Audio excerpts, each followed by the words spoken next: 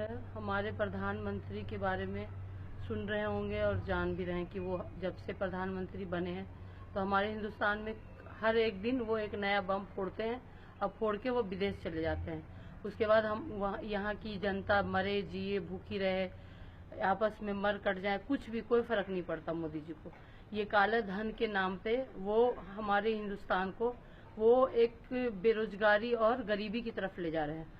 और उन्होंने वादा किया था कि 15-15 लाख ब्लैक मनी आएगा बाहर से हमारे अकाउंट में और हिंदुस्तान के 1.25 करोड़ लोगों के अकाउंट में चला जाएगा, लेकिन ऐसा कुछ भी नहीं हुआ।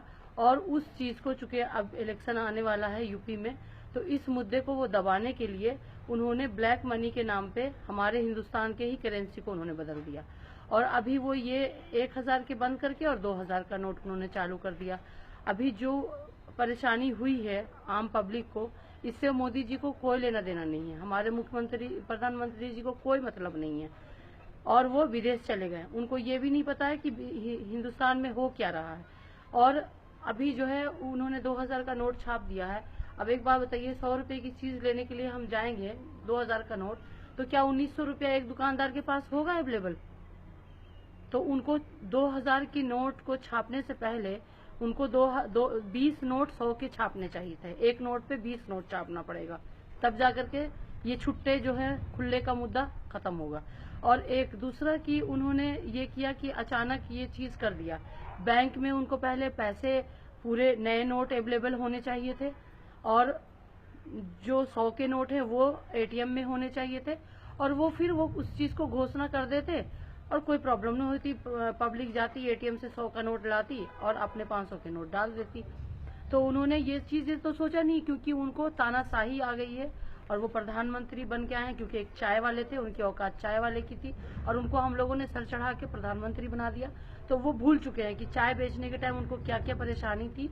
और जो है अब वो प्रधानमंत्री बन गए हैं तो वो तानाशाह बन गए हैं और वो चाह रहे हैं कि आवाम मर जाए भूखी, उनको कोई फर्क नहीं पड़ता है। जनता किस हालत में है, किसानों मजदूर चावल बेच के अनाज बेच के जो पैसे रखे थे और वो उनको अब अकाउंट में जाके चेंज करना पड़ रहा है। जो लोग आए हुए हैं बाहर से उनको क्या प्रॉब्लम हो रही है, उनको इन सब से कोई मतलब नहीं है। कभी तो वो 3 तलाक का मुद्दा उठा देते हैं, उलझा देते हैं आपस में, घरों में लड़ाई लगवा देते हैं, मियाँ बीवी में तलाक ना हो वो भी करवा देंगे बहस के मुद्दे पे। पहले तो वो ये कहते हैं कि औरतों का सम्मान मेरा ईमान है, लेकिन सम्मान क्या है? तलाक के मुद्दे पे सिर्फ आपने उठा दिया और मुसलमानों को उलझा दिया आपस में।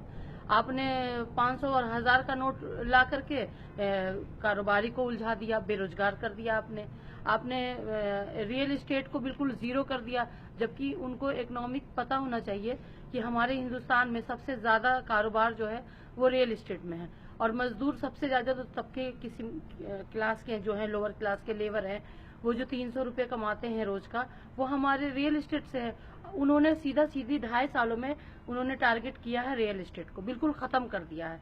उनके जो 10% जो इंडिया के जो अमीर लोग हैं, बिजनेसमैन है, चूंकि उनका कारोबार बाहर कंट्री से है और मोदी जी को उन्होंने फंड दिया था इलेक्शन जिताने के लिए, और वो जीतने के बाद उन्हीं के इशारों पे मोदी जी नाच रहे हैं। जो हमारे उद्योगपति हैं उन लोगों को जो है उनको समझ लो मोदी जी ने हिंदुस्तान को उनके हवाले कर दिया, बेच दिया, गिरवी रख दिया। ये हमारे जनता को किसी को पता ही नहीं चल रहा कि हमारे साथ क्या, हम बिक चुके हैं। 1.25 करोड़ आवाम, ना तो वो हिंदू के हैं ना वो मुसलमान के हैं, किसी धर्म के नहीं है, वो नास्तिक हैं। क्योंकि ना तो एक टाइम पे उन्होंने एक फैसला लिया और घर से वो निकल गए, एक दूसरा फैसला लिया उन्होंने अपनी बीवी को छोड़ दिया, तीसरा फैसला लिया कि उन्होंने जिंदगी में शादी नहीं की। तो तीनों फैसले उनके गलत थे, जो कि इंसानियत के खिलाफ है। अगर हर कोई शादी ना करे, बच्चे ना करे, बीवी बच्चों की जिम्मेदारी ना उठाए, माँ बाप की जिम्मेदारी ना उठाए, तो ऐसे इंसान का क्या फायदा है? और वो चाहते हैं कि पूरा हिंदुस्तान भी ऐसा ही हो जाए, बिना औलाद के हो जाए, बिना फैमिली के हो जाए। और वो जो है उनको दर्द ही नहीं पता है कि घर गृहस्थी कैसे चलाते हैं। उनको तो बस ये है कि बस बाहर जाना है, इंडिया से बाहर जाना है, घूमना है और इंडिया में आना है और एक बम फोड़ देना है। औरतों को, उनको ये नहीं पता कि औरतें आदमी से, अपने हस्बैंड से छुपा के कुछ पैसे जमा करके रखती हैं, वो इस टाइम पे वो पैसे निकालेंगी, उनका तो गया। वो भी क्या ब्लैक मनी था? औरतों के सारे पैसे तो ब्लैक मनी हो गए। वो बेचारी छुपा के रखी हुई थी पति से, वो अब निकाल करके उनको अकाउंट में जमा करना, वो खत्म हो गया उनकी जमा पूंजी जो उन्होंने अपनी लाइफ में जमा किया था। उसके बाद इस टाइम पे जो रोड पे बैंक के सामने छोटे बैंक बड़े बैंक जो भी, उनके सामने जो ये लाइन लगे हुए हैं, क्या ये ब्लैक मनी वाले लोग लगे हुए हैं? ये एक आम जनता है जिनको ब्लैक और व्हाइट से कोई मतलब नहीं है, उनकी मेहनत की ये कमाई है, जिनको वो चेंज कराने के लिए पूरे पूरे दिन अपनी दुकान बंद करके और वो रोड पे खड़े हैं और धक्के खा रहे हैं। यही है मोदी जी। उसके बाद उसके अंदर फॉर्म भरा जा रहा है। ये फॉर्म भरने की प्रक्रिया क्या है? आप आईडी प्रूफ लेके जाने की क्या प्रक्रिया है? वही आपका अकाउंट है, आपका तो सब कुछ प्रूफ पहले से ऑलरेडी बैंक में है, बिना प्रूफ के तो आपका बैंक में अकाउंट खुलता नहीं है। तो ये नई चीजें, अकाउंट नंबर के साथ साथ आपको आईडी प्रूफ भी लेके आइए। क्या आतंकवादी लग रहे हैं?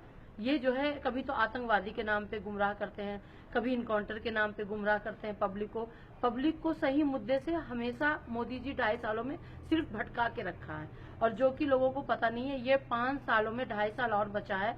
ये हिंदुस्तान बिल्कुल भिखारियों और भीख मांगने के नौबत में आ जाएंगे। लोग सुसाइड करेंगे, दंगा करेंगे, सुसाइड करेंगे, चोरी करेंगे, लोग गलत राह पे चले जाएंगे, क्योंकि रोजगार नहीं होगा, बेरोजगारी होगा। लोग, एक आदमी खाना खा रहा होगा, दूसरा आएगा छीन के खाना खा लेगा। यही होगा हिंदुस्तान में। ये मोदी जी का यही एक प्लान है।